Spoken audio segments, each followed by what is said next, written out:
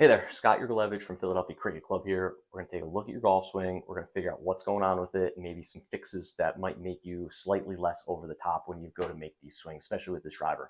So the first thing I want to point out, and it's tough to see from this angle, I prefer a face on to see the grip a little bit, but it looks like your hands and your grip is just a little bit off.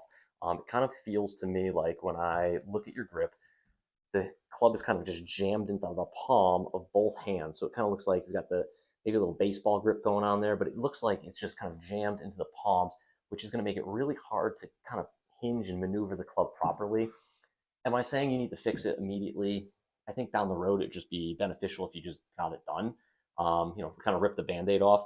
But it's just really hard to swing when the club is that far into the palm of your hands because instead of hinging the club, you're going to do something like this. You're going to have to like almost palmar flex it a little bit, like bow the left wrist to get it back there. Colin Morikawa does it. He's got a lot of flexibility in his left wrist. He holds it with a fairly like weak grip. Dustin Johnson. There's a lot of really good players that can do that. Looking at your body shape, looking at your mobility, it doesn't look like that's probably the route for you to go. So I would just trend a little bit more, kind of a little less in the palm, a little more in the fingers with the left hand, kind of do the same a little bit with the right hand. But let's talk about the real problem here. So when we take a look at this golf swing, we see people that are kind of, I would say, a chronic slicer or a person that comes over the top.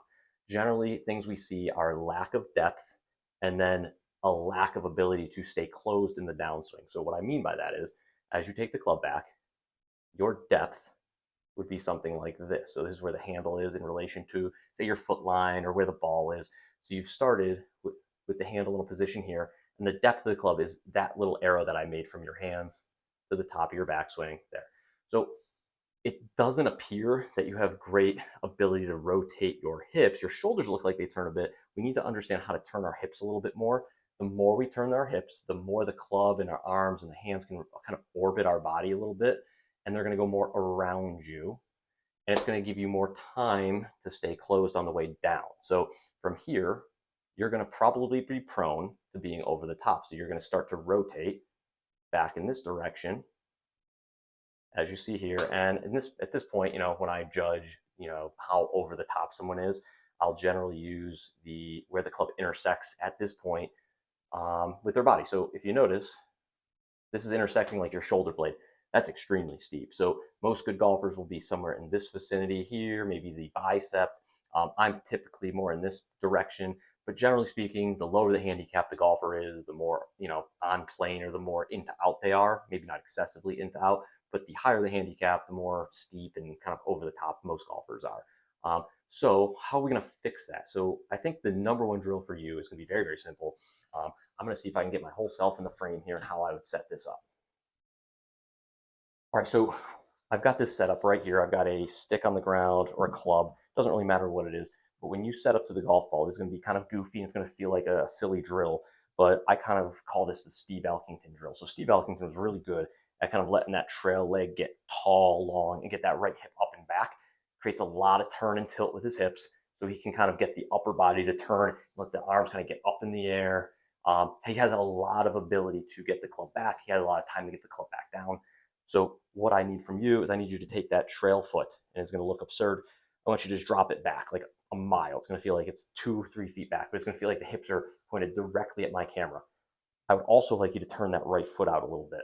This is a drill. This is not how you're going to hit golf balls on the golf course. You could probably work better than what you're doing.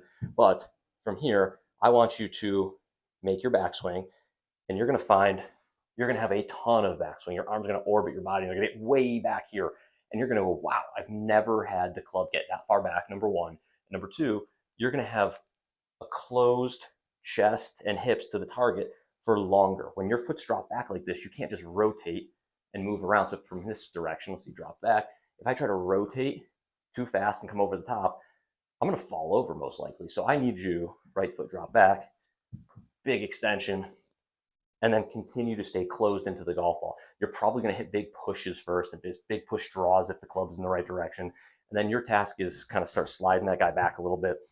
That's probably the easiest way to do it. Some other ways you can do it at home would be maybe take the club, stick it right across your shoulders, and just start practicing turning as much as you can with the shoulders to here. And what you're going to notice, that's about as far as I can go without turning my hips. And now start to extend your trail leg and go back further and further and further and further and further. That's probably too much, but you need to feel what too much is. So in your real swing, you can start to extend and turn a little bit more, get the club further back, be more from the inside. Wham, bam, push draws all day, ball goes further. Golf's way more fun. Hopefully that helps. Again, Sky Your Leverage. Give me a buzz. Let me know if you need anything else. Hopefully this helps.